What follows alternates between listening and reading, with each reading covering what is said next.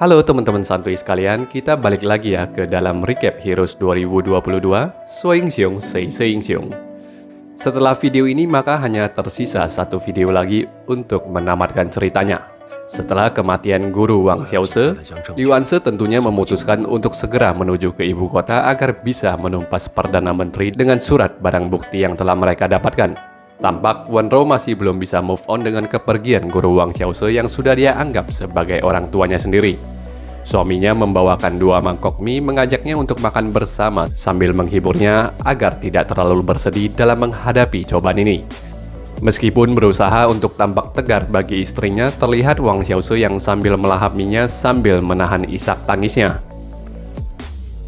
Setelahnya, Wenrou menuliskan sepucuk surat untuk suaminya. Dalam isi surat tersebut terasa Wenrou yang menyalahkan dirinya atas kematian guru Wang Xiaoze. Dia tahu suaminya itu tidak terbesit sedikit pikiran pun untuk menyalahkannya, namun Wenrou mengakui kalau dia terlalu bersedih dan menyalahkan dirinya sendiri. Untuk itu dia pun memutuskan untuk meninggalkan Wang Xiaoze dalam sementara waktu, berharap waktu bisa mengobati luka dan kesedihan yang ada di antara mereka. Saat Xiaoze membaca surat itu, dia segera bergegas untuk mencarinya, namun dia sadar istrinya itu pasti telah pergi jauh dari sana. Xiaoze terduduk di altar itu hingga pagi tiba dan diberikan kabar oleh teman-temannya yang juga mulai menyadari Wenrou yang telah menghilang. Wang Xiaoze mengatakan dia harus menghormati keputusan kekasih hatinya itu, lagi pula mungkin Wenrou yang pergi dari hidupnya ini adalah sebuah jalan terbaik karena bagaimanapun juga dia masihlah menjadi seorang buronan. Lalu dia pun meminta pamitnya dengan Liu Anse dan para teman-temannya itu, mengatakan dia akan meneruskan rencananya sebagai buronan untuk mengungsi ke daerah perbatasan. Dalam perjalanannya itu, Wang Xiaoze menemukan jasad Ti Feiqing yang terduduk di bawah pohon. Dia pun mengucapkan pameo mengenai Ti Feiqing di dalam dunia persilatan, bahwa Ti Feiqing yang memahami semua orang di dunia ini, namun tak ada seorang pun di dunia ini yang memahami Ti Feiqing. Wang Xiaoze memberikan penghormatan terakhirnya dan sebuah penguburan yang sederhana untuk salah satu pendekar yang sangat dia hormati. Lalu Xiaoze yang pergi dari sana untuk melanjutkan perjalanan pengungsiannya mulai merenungi banyak hal yang telah dia alami belakangan ini. Mulai dari kematian gurunya, kepergian kekasih hatinya, hingga kematian seorang Ti Feiqing demi melindungi keluarganya. Semuanya ini sungguh memberikan sebuah keberanian kepada Wang Xiaoze yang pada akhirnya memutuskan untuk menjalani hidupnya dengan lebih berarti. Meski harus mati, dia harus mati dengan sebuah kebebasan. Xiaoze menyusul rombongan Liu Anse, menyatakan dia akan mengikuti mereka untuk kembali ke ibu kota. Di istana ibu kota, Pai Zhou dan Perdana Menteri Tsai telah mematangkan rencana untuk membunuh Su Mengchen sebagai orang nomor 1 di dalam dunia persilatan. Namun seperti yang kita ketahui, Su Mengchen adalah orang yang selalu bisa memprediksi semua pergerakan di dalam dunia silat. Malam itu, Su Mengchen meminta Chu Xiaoyao agar besok paginya mewakilinya mendoakan keselamatan Wang Xiaoze dengan membakar dupa di kuil. Yang Wuxie yang cukup paham dengan tensi dunia persilatan mencemaskan kalau dalam waktu dekat ini Su Mengchen akan dibunuh oleh Pai Zhou. Ketua Pavilion Hujan itu menegaskan di dunia ini hanya ada satu orang yang bisa membunuhnya, yaitu dirinya sendiri. Namun Su Mengchen segera menimpali bahwa selain dirinya sendiri masih ada satu orang yang bisa membunuhnya. Orang itu adalah penasehat Yang Wuxie. Su Mengchen memberikan sebuah kode kalimat kepada Wuxie, memberitahukan jika kelak Yang Wuxie mendengarnya mengucapkan kalimat ini, maka Yang Wuxie haruslah membunuhnya. Lalu Su Mengchen pun meminta agar besoknya penasehat yang menuju ke kebun plum untuk memetik buah plum yang akan dia hadiahkan kepada Lei Chun. Setelahnya, Su Mengchen yang batuk-batuk juga dihampiri oleh petingginya Wukui. Sang ketua mengatakan kondisinya yang baik-baik saja, dia lalu meminta petingginya Wukui agar keesokan harinya pergi ke kediaman keluarga Wen untuk mengambil obat bagi sakit batuknya. Malam itu juga, Pai Zhou telah mendapatkan titah dari Perdana Menteri. Titah tersebut memberikan izin untuk mengeliminasi Su Mengchen yang didakwa membunuh Fu Zhongsu. Lei Chun lalu menghampiri suaminya, mengatakan kalau semua orang di dunia persilatan ini sejak dahulu selalu ingin membunuh Su Mengchen, tapi tak ada satupun dari mereka yang berhasil. Pai Zhou dengan kesombongannya meyakini dia bisa menjadi satu-satunya orang tersebut. Malah dia memberikan kesempatan kepada Lei Chun untuk menyelamatkan nyawa Su Mengchen. Dia mengajak istrinya untuk bertaruh. Jika jumlah goresan huruf yang dia sentuh berjumlah genap, maka dia akan membunuh Su Mengchen, dan sebaliknya jika jumlah goresan pada huruf itu ganjil, maka dia akan mengurungkan niatnya. Pai Chou-fei menyentuh sebuah huruf yang ada di dalam buku. Total goresan pada huruf itu berjumlah 13, membuat Lei Chun menertawakannya, mengatakan bahwa langit sekalipun menantang kehendak jahatnya itu. Namun Pai Chou-fei mengingkari taruhan itu. Dia menuliskan huruf yang terdiri dari 13 goresan itu dan menambahkan satu buah goresan lagi. Esok paginya, Wu Kui pun menjalankan tugasnya untuk mengambil obat. Tetapi dia kelupaan membawa plakat kliennya sehingga Wu Kui memutuskan untuk kembali ke markas. Pai Chou-fei yang tiba di pavilion hujan untuk membunuh Su Mengchen cukup heran dengan markas itu yang tidak ada seorang pengawal pun yang menjaga di sana. Dia masuk sampai ke aula besar, mendapati Su Mengchen yang duduk seorang diri. Lewat sedikit basa-basi, Su Mengchen mengatakan Pai Chou-fei yang datang ke sini berniat untuk membunuhnya. Pai Chou-fei pun menjadi cukup kaget dengan kehebatan Su Mengchen yang bisa mengetahui niatnya itu. Namun sang ketua pavilion hujan itu mengatakan dia tidak memiliki trik khusus untuk mengetahui niat Pai Chou-fei. Dia hanya merasakan tarikan dan hembusan nafas dari Pai Chou-fei yang diliputi oleh tekanan dan ketakutan. Akhirnya Pai Chou-fei pun mengakui niatnya itu, mengakui dia memang takut melawan Su Mengchen, tetapi dia juga sangat bersemangat untuk membunuhnya. Lewat ancaman demi ancaman, Su Mengchen yang batuknya sangat parah pada akhirnya melakukan sebuah permohonan agar Pai Chou-fei mengampuni nyawanya. Sayangnya Pai Chou-fei tidak mau memberikan jalan untuk mantan kakak angkatnya ini. Dia malah tertawa puas melihat seorang Su Mengchen yang memohon ampun kepadanya. Chou-fei mengaku dia sangat membenci Su Mengchen yang dulunya suka memberikan perintah kepadanya. Terlebih lagi hanya dengan membunuh Su Mengchen lah dia bisa menjadi orang nomor 1 di dalam dunia persilatan. Tak peduli berapa kali pun Su Mengchen memohon ampunan, Pai Chou-fei tetap tidak mengabulkan permohonan tersebut. Lalu sorot mata Su Mengchen pun tiba-tiba berubah menjadi berwibawa kembali seperti setiap kali dia menatap musuhnya. Su Mengchen memberitahu dia hanya berpura-pura memohon ampunan kepada Pai Chou-fei.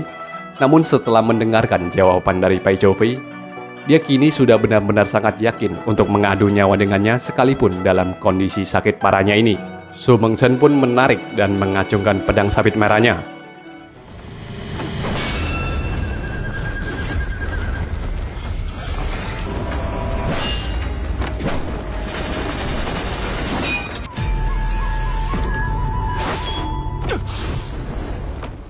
Setelah melewati pertukaran jurus yang cukup sengit, fisik Su Mengchen yang sakitnya semakin hari semakin parah tentunya tidak mampu meladeni pertarungan itu lebih jauh lagi. Su Mengchen mulai memuntahkan darah di sela-sela pertukaran jurus berikutnya.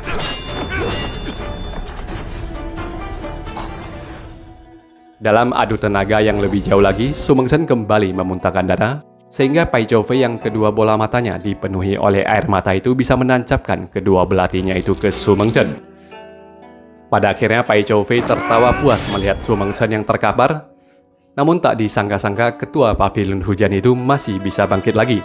Su Mengchen menjatuhkan pedang sabit merahnya ke lantai, lalu dia pun menyelinap kabur melalui sebuah mekanisme pintu rahasia.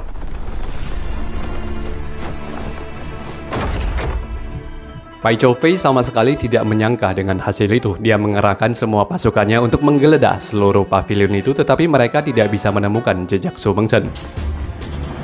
Wu Kui yang kembali ke sana tentunya tertangkap oleh Pai Chou-fei yang kemudian menghabisinya setelah dia menolak untuk memberitahukan keberadaan Su Mengchen yang hilang lewat pintu rahasia.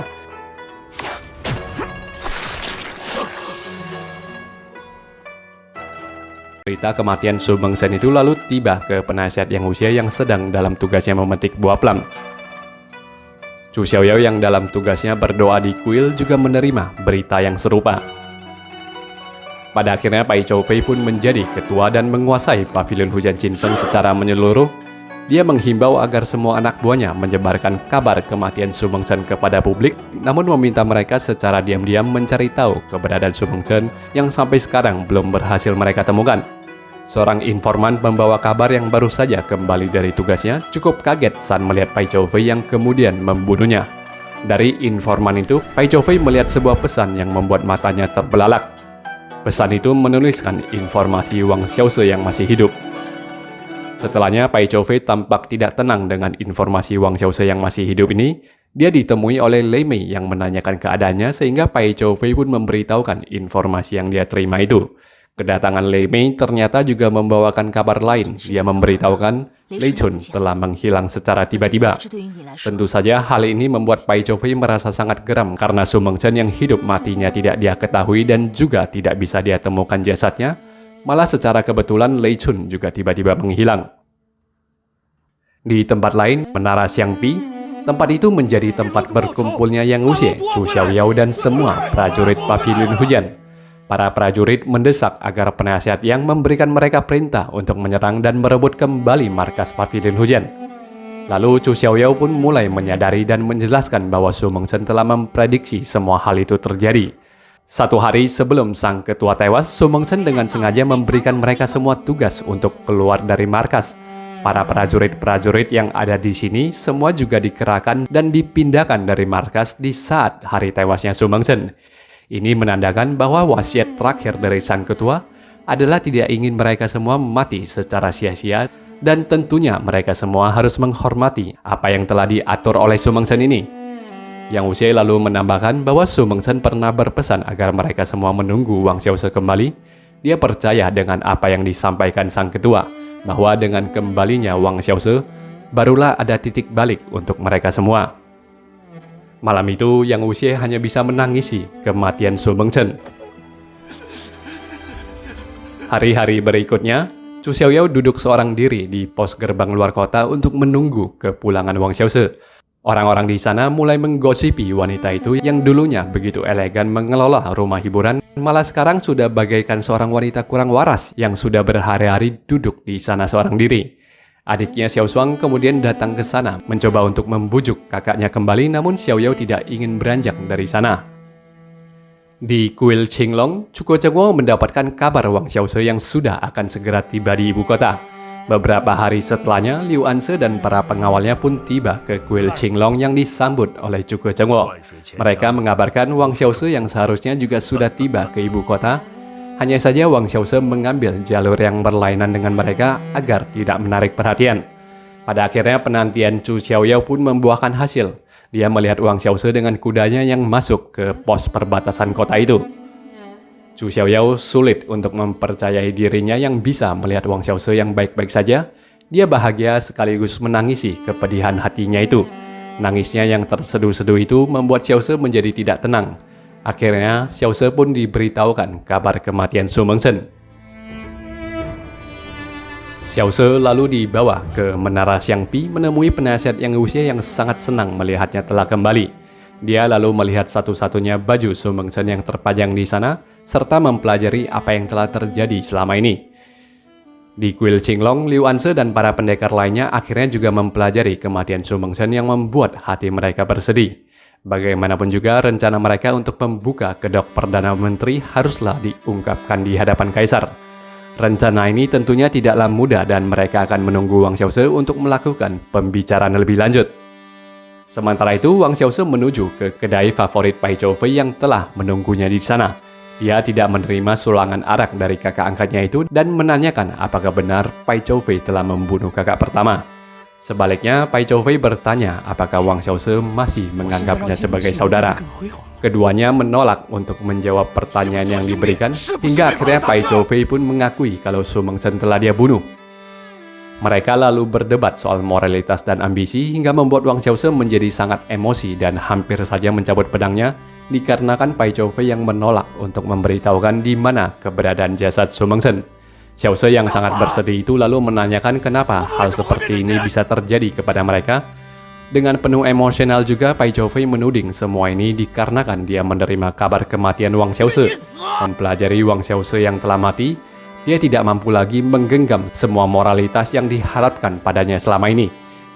Kini semuanya sudah terlalu terlambat bagi dirinya untuk kembali ke jalan yang dulu. Pai Chou-fei menawarkan sebuah surat jalan bagi Wang Xiaoze agar Xiaoze tidak diburu oleh orang-orang kerajaan sebagai buronan. Dia mendesak dan sambil mengancam agar Xiaoze meninggalkan ibu kota dan tidak mencoba untuk mengusik kekuasaannya di sini. Wang Xiaoze tidak menggubris ancaman itu, dan sebelum pergi dari sana dia mengatakan dia pasti akan membalaskan kematian Su Mengchen. Usai itu, Wang Xiaoze pun pergi ke kuil Qinglong dan menyerahkan surat perintah barang bukti kepada Cuko Chengguo. Secara teori, surat itu hanya perlu diserahkan kepada Kaisar dan semua masalah akan selesai dengan sendirinya. Namun dikarenakan Perdana Menteri yang kekuasaannya sangat tinggi dan mengakar di seluruh istana kerajaan, Zhuge Zhenguo maupun Liu Anse meyakini surat itu tidak akan sampai ke tangan yang mulia jika surat itu tidak diserahkan secara langsung. Sayangnya dengan posisi Zhuge Zhenguo dan Liu Anse, tidak ada kemungkinan bagi mereka untuk bertemu langsung dengan sang kaisar. Kemudian Zhuge Zhenguo terpikirkan sebuah ide bahwa dalam waktu 1 bulan ke depan, dia bisa mengaturkan agar Wang Xiaoze dapat menemui kaisar. Xiaoze lalu menjalani hari-harinya dengan tinggal di Menara Xiangbi bersama dengan Zhu Xiaoyou dan Yang Wuxie. Sepanjang hari dia suka berkeliling di sekitaran untuk membantu para penduduk biasa yang hidup di sana. Salah satu pekerjaan Wang Xiaoze dalam membantu penduduk adalah dengan menjadi seorang juru tulis surat. Para penduduk yang buta huruf dan ingin mengirimkan surat, maka mereka akan mencari Wang Xiaoze yang dengan senang hati membantu mereka.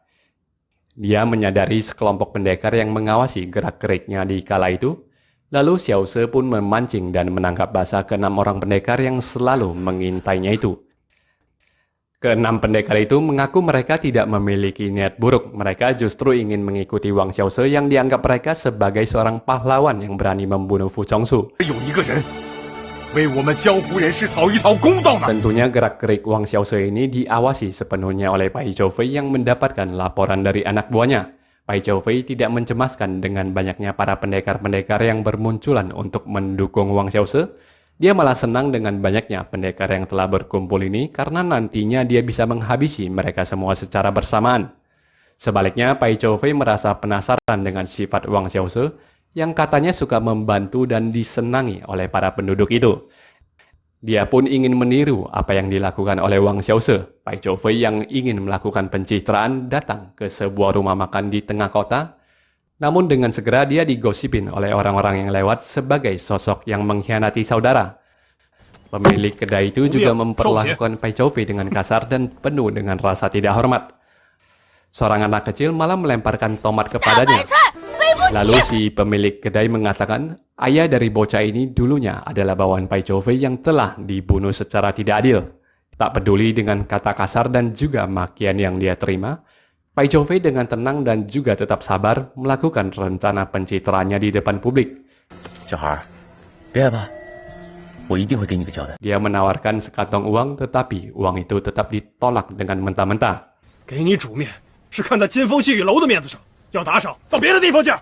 Sepulangnya dari sana, Pai Zhoufei memerintahkan anak buahnya untuk membunuh semua orang yang telah menyinggungnya tadi. Tentu saja pencitraan yang dilakukan oleh Pai Zhoufei ini gagal, karena yang dia lakukan adalah sebuah tipu muslihat tanpa keikhlasan. Berbeda dengan apa yang dilakukan oleh Wang Xiaoze, di Menara Xiangbi terlihat banyak sekali pendekar-pendekar yang berkumpul di sana bersedia untuk mengikuti Wang Xiaoze. Yang Wuxie malah mencemaskan bagaimana memberikan makan kepada orang sebanyak itu. Tetapi Nona Zhu Xiaoyou menenangkannya, mengatakan Yang Wuxie seharusnya tahu berapa banyak harta yang dia miliki dari mengelola pavilion Sanhe selama ini. Lalu keduanya pun meminta agar Wang Xiaoze menyambut para pendekar yang telah seharian menunggu di halaman depan. Xiaoze pada akhirnya pun keluar dan menyambut semua pendekar yang ingin mengikutinya itu. Dia membuat sebuah pidato santai yang sangat luar biasa hebat. Sebuah ucapan yang datang dari impian dan ketulusan hatinya. Xiaoze membicarakan soal dunia persilatan. Dunia persilatan atau Jianghu yang selalu dianggap orang-orang adalah milik para pendekar berpedang maupun para pendekar berkungfu. Namun Wang Xiaoze tidak berpikir demikian. Menurutnya dunia persilatan ini juga adalah milik para penduduk biasa, milik dari semua orang, karena semua orang ini tentunya juga memiliki kehidupan tersendiri di dalam dunia persilatan ini. Ucapannya yang singkat ini pun membuka mata dan pikiran dari pendekar-pendekar yang hadir di sana dan mendukungnya ini. Lalu Yang Wuxie menyatakan dukungannya kepada Wang Xiaoze untuk mewujudkan impian dunia persilatan yang lebih baik. Mereka semua menyatakan kerelaan mereka untuk mengikuti Wang Xiaoze agar Wang Xiaoze memimpin mereka. Sesuai dengan nama tempat itu, pada akhirnya Wang Xiaoze pun menamakan perkumpulan mereka ini sebagai Menara Xiangbi, menara yang berusaha untuk mewujudkan impian dunia persilatan yang adil dan sejahtera bagi semua orang.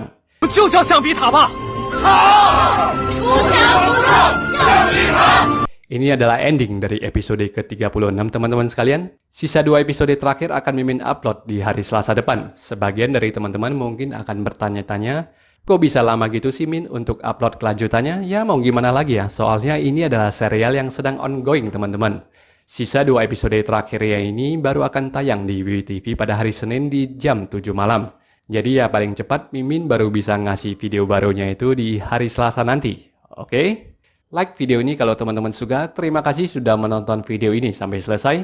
Sampai berjumpa lagi ya di hari Selasa nanti. Bye-bye.